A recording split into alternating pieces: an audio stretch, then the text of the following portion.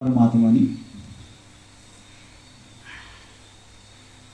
आप सब पढ़े लिखे हुए हैं, तो आपने इस बात पर विशेष ध्यान डालना है, सोचना है घर में जाकर। अभी तो हमारी बातें आपको अटपटी लगेगी, जो आपने आज तक सुन रखा है आपके लिए तो वही सत्य है।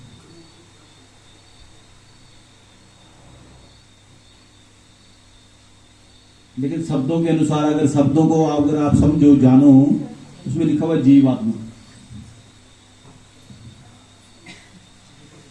और जिनका आना जाना यहाँ होता है,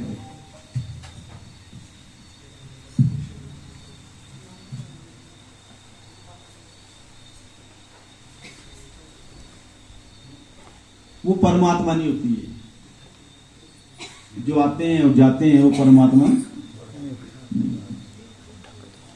दिव्य आत्मा होती है ना, विशेष दिव्य स्वरूप हो सकता है, लेकिन परमात्मा नहीं हो सकती, क्योंकि परमात्मा का आना और जाने से परे है। समझ रहे मेरी बात नहीं? शब्दों का फेर है सारा ना। जीव है तो जीव का काम आना और जाना, और जो आया और गया वो दिव्य आत्मा, वो परमात्मा नहीं। कि परमात्मा का आना और जाना नहीं होता। आने के लिए जीवात्मा कहा गया सब किताबों में, शास्त्रों में, वेदों में, कि जिनका आगमन हुआ है वो जीव।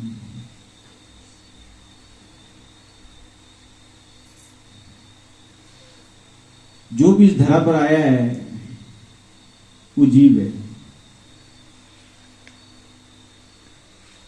अब धरा पर आने के पश्चात दूसरा शब्द कहा गया है कि कर्म। आपने सुने? यहां तीन चार शब्द हमारे जीवन में, सबके जीवन में आते हैं। जीव, फिर जन्म, फिर कर्म। कहां? धरती पर। अब धरती पर जो आया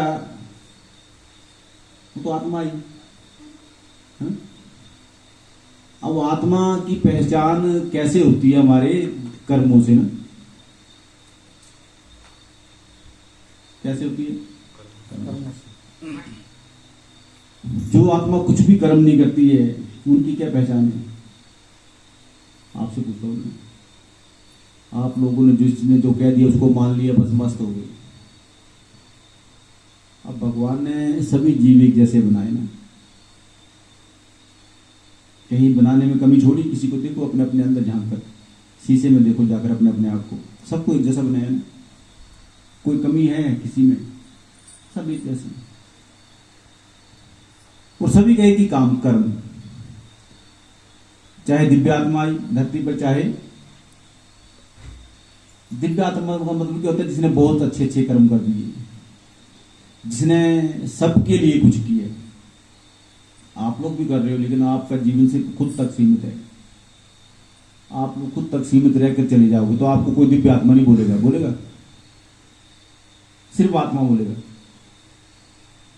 वो जो सबके लिए करते हैं उनको बोलते हैं दिव्य आत्मा। अब धरती पे जो आते हैं वो जीव कहलाते हैं ना। आप क्या नाम बताया आपका? नरेश वर्मा। नरेश जी। तो आप ये बात ध्यान से सुनना, जिसका जन्म धरती पर हुआ वो जीव आत्मा है। उसकी पहचान उसके कर्म से निर्धारित की जाती है। ये सृष्टि का नियम है। अब हमारी आदत ऐसी बिगड़ी हुई है कि हमें जिसने कह दिया हम उसी को मान लेते हैं। यहां से भूल हुई ना। भूल कहां से हुई? कहां से हुई? हमें जिसने जो कह दिया हम उसी को मान लेते हैं। हम शब्दों को समझने का प्रयास नहीं करते। जब हम प्रयास नहीं करते तो हमें सही शब्द का सही अर्थ पता कैसे चलेगा? चलेगा नहीं चलेगा ना। तो जीवात्मा कर्म से श्रेष्ठ दिव्य आत्मा। अब आपका प्रश्न हो, आपने सुन रखा है भगवान श्री कृष्ण आए तो जेलों के ताले खुल गए। अब आप यहां पर, आप मैं जो कह रहा हूं यहां से आपका प्रश्न फिर रूप ले रहा है ना, फिर जन्म ले रहा है ना, कि मैं जीवात्मा कह रहा हूं फिर परमात्मा नहीं कह रहा हूं ना। तो आपको मैं फिर प्रश्न आ रहा है ना। तो जब कृष्ण का जन्म हुआ तो उस समय आपने सुना जेलों के ताले खुले ना। अब वो, और मैं जो कह रहा हूं वो एक ही बात है ना, कि जीवात्मा का जन्म जब धरती पर हुआ तो वो दिव्य आत्मा या जीवात्मा। जैसे हम आप यहाँ क्यों बैठे हुए, ये भी एक मार्ग है अपनी आत्मा को ऊपर तक लेके जाने के लिए, अपने कर्म को ऊपर तक लेके जाने के लिए। तो बार बार जो नेक अच्छे कर्म करता है उसकी आत्मा में बल और ज्ञान और प्रकाश उत्पन्न हो जाता है। आपने देखा है श्री कृष्ण का जन्म कौन से अवतार में हुआ, कितनों अवतार था बताओ, किसी को पता है? भगवान के 10 अवतार हुए, तो श्री कृष्ण का कौन सा था? किसी को पता है? किसी को नहीं? आपको पता है? बस जन्माष्टमी मना रहे हो, आपको पता है? किसी को नहीं पता? बस गुरु जी ने टीवी में जिसने कह दिया वो मान लिया आपने, यहां से आपसे भूल हुई।